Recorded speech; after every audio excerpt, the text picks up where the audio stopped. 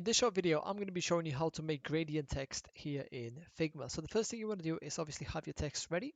Once you've done that, click on the text, and on the right hand side, under fill, click on the color block that you see here. In this case, it's black text, so the color block is black.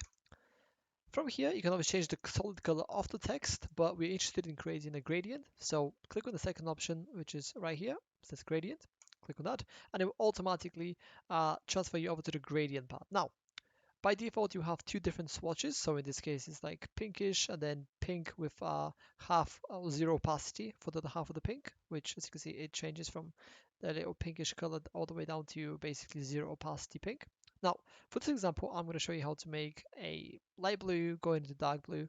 So the first thing you want to do is obviously click the first swatch and then choose the light blue color, which is this one. Then for the second one, I'm going to select the second swatch and then go into the dark blue color. And as you can see here, the opacity is 0% on this blue. So in order to increase the opacity, go down here and put that up to 100%. Now you can see already the gradient is looking pretty nicely. But there are other kind of options that you can play around with. Now you can see these lines here. If I put this up, then the navy blue takes over. And if I just move this further down, you can see that the light blue takes over. So if you go back, this is what it looks like by default. Now, you also have another one here, which doesn't really make much of a difference when your setting is on linear. But if you make radio, angular, diamond, this sideline here will also, the side swatch will also play a role in how the gradient works. If you want to add a separate color in between these two colors, all you have to do is simply click anywhere in here.